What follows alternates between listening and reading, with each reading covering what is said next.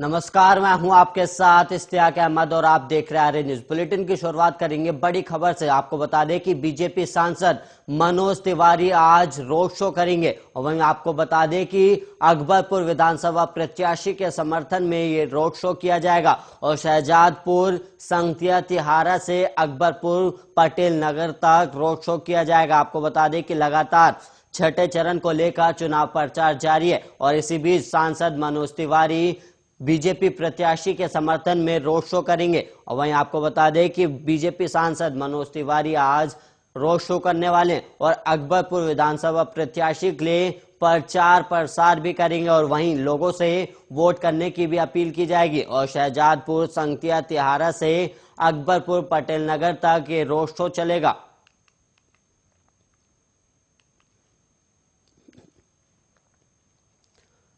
और वहीं एक और बड़ी खबर सामने आ रही है, जहां पर बीजेपी ने निकाय चुनावों में कथित धांधली और हिंसा के खिलाफ आज सुबह 6 बजे से शाम 6 बजे तक राज्यव्यापी बंद का आह्वान किया है। इस वक्त आपको बता दें कि लगातार निकाय चुनावों में बीजेपी ने धांधली और हिंसा का आरोप लगाया, जिसके बाद अब उन्होंने 6 बजे से शाम 6 बजे तक राज्यव्यापी यानी कि बंगाल में बंद का आह्वान किया है। और वहीं आपको बता दें कि विधानसभा चुनाव के 5वें चरण में 12 जिलों की आपको बता दें लगातार निकाय चुनावों में कथित धांधली के आरोप में बीजेपी की तरफ से बंद का आह्वान किया गया है।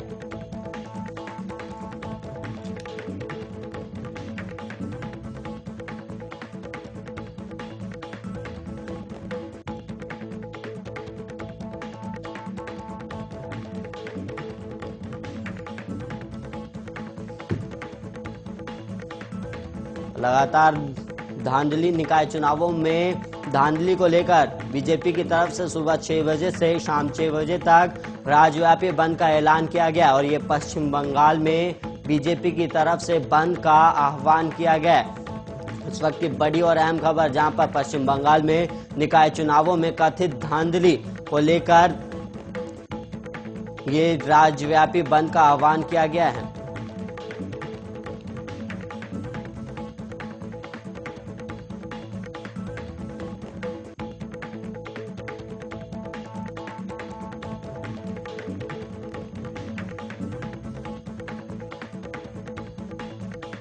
और वहीं उत्तर प्रदेश विधानसभा चुनाव के 5वें चरण में 12 जिलों की 61 सीटों पर रविवार को मतदान हुआ, जहां पर 57.32% वोटिंग हुई है और 2017 और 2012 के चुनाव की तुलना में मतदाताओं में कम उत्साह दिखा है। और इस चरण में कुर्मी और पारसी समुदाय के वोटर काफी निर्णायक भूमिका में है और ऐसे में ये दोनों समुदाय के वोटिंग पैटर्न सियासी दलों के सियासी भविष्य को तय भी करेगा। और उत्तर प्रदेश विधानसभा चुनाव के 5वें चरण के 12 जिलों में 61 सीटों पर उतरे 692 उम्मीदवारों की किस्मत अब ईवीएम में कैद हो गई है और अब तक के चारों चरण की तरह ही 5वें चरण में भी वोटिंग परसेंटेज कम रही है। और रविवार को 5वें चरण में अवध क्षेत्र के लेकर बुंदेलखंड के चित्रकूट के इलाके की सीटों पर मतदान हुए और जहां कुर्मी वोटर अहम भूमिका में है। और वहीं चुनाव आयोग के मुताबिक 5वें चरण की 61 सीटों पर 57.32% मतदान रहा, जबकि 2017 के विधानसभा की चुनाव की बात की जाए तो 2017 के विधानसभा चुनाव में इन्हीं सीटों पर 58.24% वोटिंग रही थी। और वहीं प्रधानमंत्री मोदी ने यूपी के बस्ती में एक जनसभा को संबोधित करते हुए बिना नाम लिए कांग्रेस और समाजवादी पार्टी पर निशाना साधा और पीएम मोदी ने कहा कि ऑपरेशन गंगा चलाकर हम यूक्रेन से भी हजारों भारतीयों को वापस ला रहे हैं और हमारे जो बेटे बेटियां अभी भी वहां हैं उन्हें पूरी सुरक्षा के साथ अपने घर पहुंचाने के लिए सरकार दिन रात काम कर रही है। लेकिन भारत का यह पराक्रम दिल्ली और यूपी में बैठे कुछ घोर परिवारवादियों को पसंद नहीं आता। ये लोग आज भी हमारी सेनाओं से सबूत मांगते और उनके सामर्थ्य पर विश्वास नहीं करते, इसलिए ऐसे लोगों से यूपी की जनता को बहुत सतर्क रहना है। और पीएम मोदी ने आगे कहा कि जो लोग देश की सेनाओं की जरूरत को हमेशा नजरअंदाज करते रहे वो परिवारवादी देश को मजबूत नहीं कर सकते और जिन लोगों का दिल और देश में बम धमाके करने वाले आतंकियों के लिए धड़कता है वो कभी देश को सशक्त नहीं बनाएंगे। पहले की सरकारों की जो नीतियां थी उन्होंने विदेश से सामान मंगाने पर ही जोर दिया और इन लोगों को भारत का दूसरे देशों पर निर्भर बने रहना अच्छा लगता है और इन्हें सिर्फ कमीशन नजर आता है, इसलिए ये लोग कभी आत्मनिर्भर भारत की बात नहीं करते और कमीशन के लिए जीने वाले परिवारवादी किसान हित और राष्ट्र हित के कदम नहीं उठा सकते और ये किसी जाति के नहीं होते, ये किसी समाज के नहीं होते, इनके लिए अपना स्वार्थ ही सबसे बड़ा है।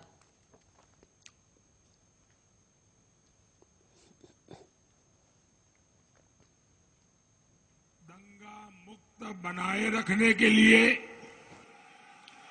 यूपी को गुंडा मुक्त बनाए रखने के लिए, यूपी के विकास के लिए लोगों का भरपूर आशीर्वाद हमें मिल रहा है। भाई और बहनों, आज चंद्रशेखर आजाद जी के बलिदान दिवस पर देश अपने सपूत को याद कर रहा है। कल बालाकोट एयर स्ट्राइक के 3 साल पूरे होने पर देश ने अपनी वायुसेना के पराक्रम को भी याद किया। हमारे शूरवीरों ने देश को चुनौती देने वालों को उनके घर में ही घुसकर मारा था। याद है ना? याद है ना? ये दिन जब जब आता है देश का सीना गर्व से और चौड़ा हो जाता है। लेकिन साथियों, भारत का ये पराक्रम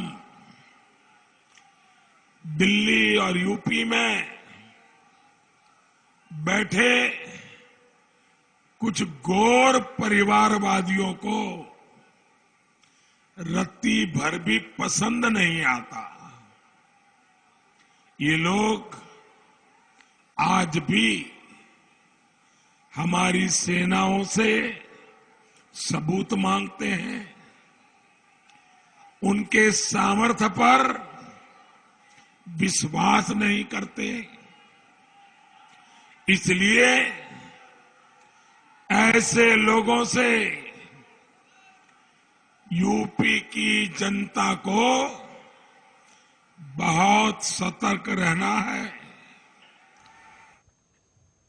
और हर तरफ भक्ति का माहौल नजर आ रहा है और बम बम के जयकारों के साथ मंजिल की ओर मंदिर में शिव भक्त बढ़ रहे हैं और वहीं महाशिवरात्रि पर शिव भक्तों में खुशी का माहौल देखने को मिल रहा है और बम बम भोले की आवाज हरिद्वार से लेकर लक्सर तक गूंज रही और शिव भक्त हरिद्वार से गंगा जल लेकर अपने अपने शहरों में पहुंच रहे, जहां वो मंदिरों में महाशिवरात्रि पर जल चढ़ाएंगे और साथ ही शिव भक्त भगवान से यही मन्नत मांग रहे हैं कि कोरोना काल में जो मुसीबत आई उनसे निजात मिले और हमारा देश सुरक्षित रहे। और वहीं लक्सर से गुजर रहे शिव भक्तों ने बताया कि वो हरिद्वार से गंगा जल लेकर आ रहे हैं और जिला परीक्षितगढ़ में जल अभिषेक भी करेंगे और उन्होंने आगे बताया कि हमारी भगवान से यही मन्नत है कि हमारा देश सुरक्षित रहे और जो कोरोना काल में मुसीबत आई है उनसे निजात भी मिले।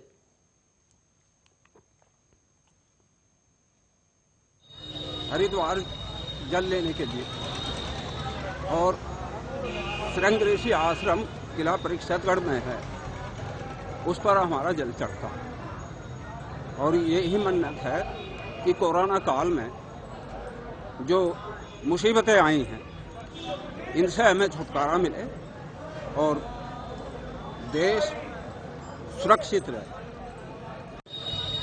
हरिद्वार जल लेने के लिए और श्रृंग ऋषि आश्रम किला परीक्षितगढ़ में है, उस पर हमारा जल चढ़ता और यही मन्नत है कि कोरोना काल में जो मुसीबतें आई हैं इनसे हमें छुटकारा मिले और देश सुरक्षित रहे। हरिद्वार जल लेने के लिए और श्रृंग ऋषि आश्रम किला परिक्षेत्रगढ़ में। यूपी के मुख्यमंत्री योगी आदित्यनाथ ने भ्रष्टाचार के मुद्दे पर गोरखपुर में सपा पर सीधा हमला बोला। उन्होंने कहा कि पूर्व के शासन में विकास का पैसा हड़प कर इत्र वाले मित्र के घर रखा जाता था और साथ सबका था और विकास सैफई परिवार का होता था और अब ऐसा नहीं होगा। जनता के सम्मान सुरक्षा के साथ खिलवाड़ करने वालों पर बुलडोजर चलेगा। और मुख्यमंत्री ने आगे कहा कि विपक्षी परेशान है कि विकास के लिए इतने रुपए कहां से आ रहे हैं और मैंने उन्हें बताया कि मेरे पास एक यंत्र है जो हाईवे भी बनाता है और माफिया और गुंडों को भी दबाता है। और निषाद वोटों को साधने के क्रम में सीएम योगी ने आगे कहा कि निषाद राज और भगवान राम का साथ त्रेता युग से आ रहा है और निषाद राज ने विद्रोहियों का साथ नहीं दिया। और वहीं अयोध्या में भव्य राम मंदिर भी बन रहा है और निषाद राज की भव्य प्रतिमा और स्मारक श्रृंगवेरपुर में भी बन रहे हैं। और 10 मार्च के बाद होली दीपावली के दिन उज्जवल रसोई गैस उज्ज्वला योजना के लोगों को फ्री सिलेंडर और 60 वर्ष के ऊपर की माता बहनों को फ्री बस यात्रा और हर परिवार को नौकरी और रोजगार देंगे। और बेटे की शादी में मिल रहा अनुदान 51,000 रुपए से बढ़ाकर 1 लाख रुपए भी देंगे।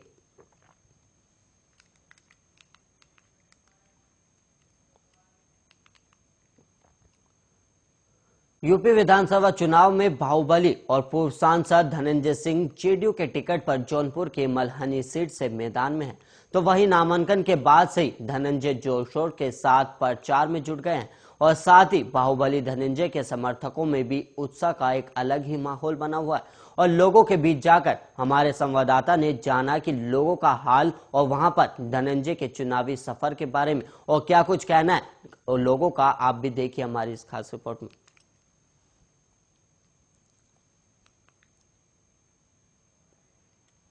मल्हनी विधानसभा के हैदरपुर बाजार में हूं और हमारे सामने कुछ युवा साथी हैं।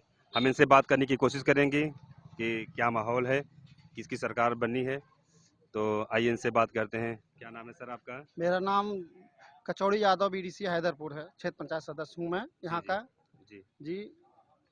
और मैं हम लोग इसलिए यहाँ काम करते हैं क्योंकि हम लोग विकास की धारा में रहते हैं जी। किस किस को विधायक बनाना चाहते हैं इस बार? हम लोग भाई माननीय सांसद धनंजय सिंह को भी विधायक बनाना चाहते हैं क्योंकि वो लोगों को हर सुख दुख में कंधे से कंधा मिला के चलने वाले आदमी हैं और हमारे और मतदाताओं मतलब गरीब माताओं बहनों के कोई भी मुसीबत पड़ती है उनके साथ में हमेशा धनंजय सिंह जी। सर आप बताइए, आप तो धनंजय सिंह का चुनाव निशान लगाए बैठे हैं जी। तो क्या क्या उम्मीद है उनसे? उम्मीद तो बहुत सारी हैं जी। और करीब आज से नहीं उनके साथ हमारा 20 साल से जुड़ा हुआ है और हम भी अपने गांव के प्रधान हैं। सर नाम बता दीजिए अपना। रिपन सिंह नाम है ग्राम नरी के प्रधान है। अच्छा। और उनसे हमारा रिश्ता करीब 20 साल से है जी। तो हमें निशान पे नहीं जाना है, हमें विकास पे जाना है जी। जो हमारा विकास कर रहा है, मुद्दा विकास का रहेगा जी हाँ। जो हमारे साथ 24 घंटे जब साथ खड़ा है तो हम न सीएम जाने न पीएम जाने न कोई जाने, हम तो सिर्फ जानते हैं जो हमारे विकास के साथ है हम उसी के साथ। और तो ठीक है आप सर क्या अपना नाम बताइए? शशिधर सिंह। शशिधर सिंह जी। सर क्या चाहते हैं इस बार किसका सरकार के किसको विधायक बनाना चाहते हैं यहाँ से मल्हनी से? मल्हनी से धनंजय सिंह को। धनंजय सिंह जी। त्रिप्रकाश सिंह मल्हनी से बस सांसद जी बस। धनंजय सिंह उनके अलावा है कौन? गरीबों के मसीहा हैं, हर सड़क चाहे सत्ता में रहें न रहें। धनंजय सिंह सांसद धनंजय सिंह को हम लोग जिता रहे हैं इस बार। 30-35 हजार वोट से जीतेंगे इस बार। धनंजय से उम्मीद है। तो आप देख रहे हैं यहाँ से मैंने आपको बताया कि मैं मल्हनी विधानसभा में मैं हैदरपुर इसमें मार्केट में हूँ। यहाँ पे लोग धनंजय सिंह को अपना विधायक बनाना चाहते हैं। वो उनसे ही उम्मीद है कि वो अच्छा कार्य करेंगे। तो आगे बढ़ते हम लोग और देखते हैं कि आगे क्या किसका राय है। बोलिए सर। सर अपना नाम? इंद्रसेन चौहान जी। क्या क्या परिवर्तन, क्या परिवर्तन माननीय सांसद धनंजय जी की। धनंजय जी को जी जी। तहे अच्छे दिल हैं? से अच्छे हैं, मैंने क्या अच्छे हैं, काम पहुंचते हैं, काम करते हैं बहुत अच्छे हैं।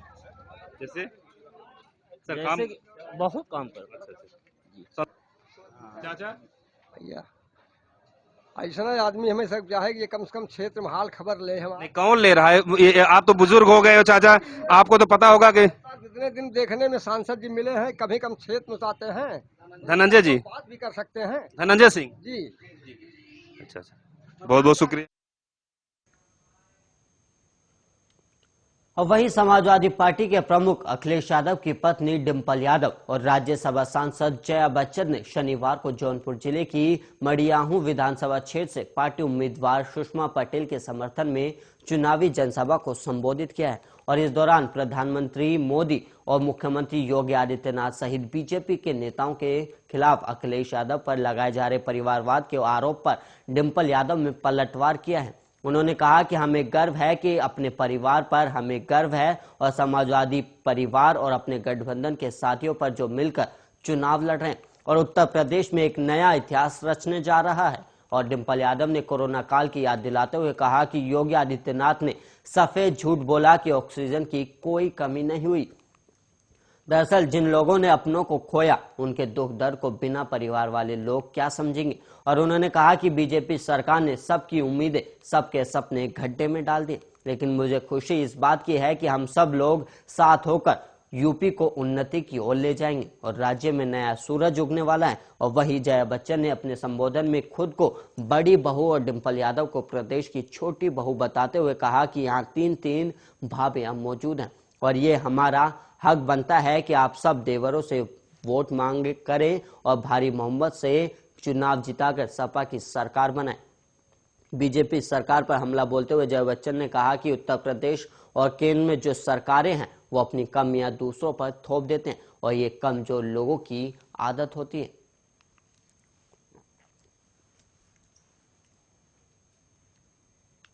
मुंबई के कई इलाकों में रविवार सुबह बिजली गुल हो गई थी, जिससे एक लाइन पर लोकल ट्रेन सेवा बाधित हो गई। और वहीं आपको बता दें कि वेस्टर्न रेलवे के सीपीआरओ रविंदर भाकर के मुताबिक करीब 1 घंटे तक बिजली गुल रहने से चर्च गेट और अंधेरी के बीच उपनगरीय खंड प्रभावित हुआ और करीब 50 ट्रेनें रद्द कर दी गई, जबकि 144 ट्रेनें देरी से चली और सुबह 10:53 तक सभी प्रभावित सेक्शन में बिजली आपूर्ति बहाल कर दी गई।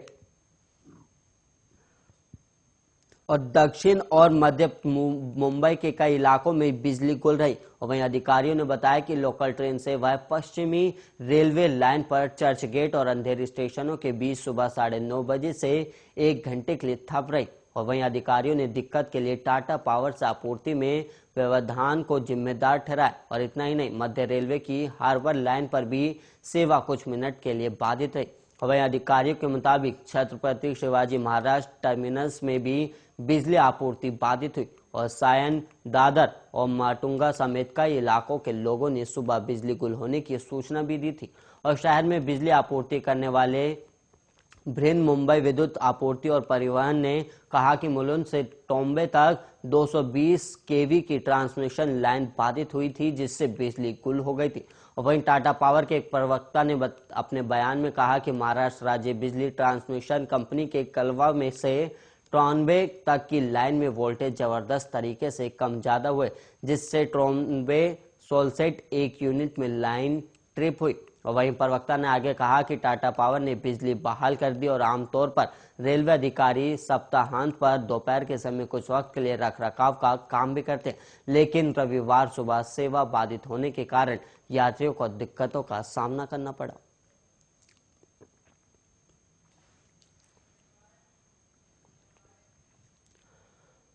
यूक्रेन पर रूस का हमला लगातार जारी है और गुरुवार को शुरू हुई ये जंग लगातार अभी तक जारी है। और रूसी सेना ने दावा किया है कि वो यूक्रेन के दूसरे सबसे बड़े शहर खार्किव तक पहुंच गई है। और ये इस बीच यूक्रेन के राष्ट्रपति वोलोदिमीर जेलेंस्की ने यह भी कहा कि उनके देश पर आक्रमण के चलते रूस को संयुक्त राष्ट्र सुरक्षा परिषद से बाहर कर दिया जाना चाहिए। और वहीं यूक्रेन के राष्ट्रपति ने रविवार को एक वीडियो संदेश में कहा कि यूक्रेन पर रूस का आक्रमण नरसंहार की दिशा में उठाया गया कदम है और उन्होंने आगे कहा कि रूस ने बुराई का रास्ता चुना है और दुनिया को उसे संयुक्त राष्ट्र सुरक्षा परिषद से बाहर कर देना चाहिए और रूस सुरक्षा परिषद के 5 स्थायी सदस्यों में से एक है, जिसके चलते उसके पास प्रस्तावों को वीटो करने की शक्ति है। और वहीं यूक्रेन के राष्ट्रपति ने आगे कहा कि अंतर्राष्ट्रीय युद्ध अपराध अधिकरण को यूक्रेन के शहरों पर रूस के हमलों की जांच भी करनी चाहिए और उन्होंने रूसी आक्रमण को राज्य प्रायोजित आतंकवाद करार दिया। और वही राष्ट्रपति ने आगे कहा कि रूस के इन दावों को झूठा बताया कि वो आम आबादी वाले इलाकों को निशाना बना रहा है। दरअसल शनिवार को यूक्रेन की एक बहुमंजिला इमारत पर बहुत बड़ा हमला हुआ था, जिसमें इमारत को भारी नुकसान होता भी दिखाई देता है और यूक्रेन ने दावा किया था कि रूस रिहायशी इलाकों पर बमबारी कर रहा है। हालांकि रूस ने रिहायशी इलाकों पर हमले के आरोपों को नकार दिया था।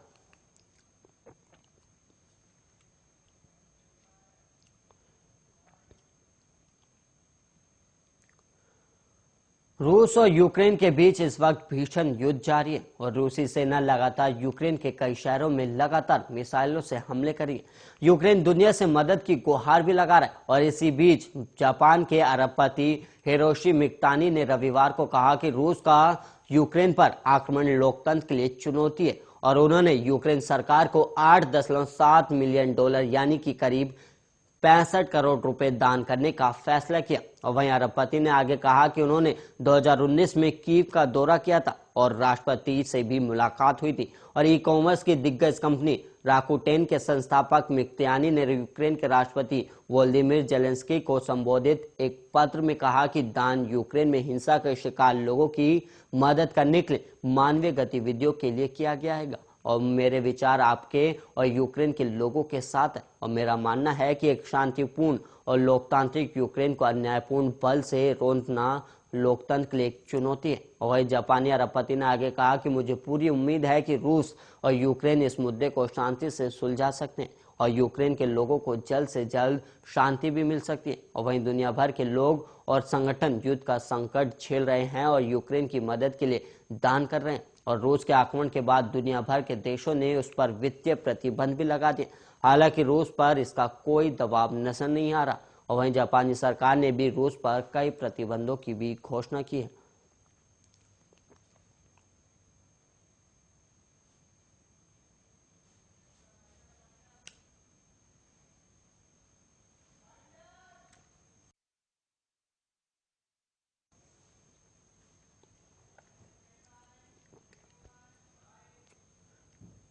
इसी के साथ इस बुलेटिन में इतना ही। बाकी तमाम देश और दुनिया की तमाम खबरों के लिए आप बने रहिए आरडी न्यूज के साथ।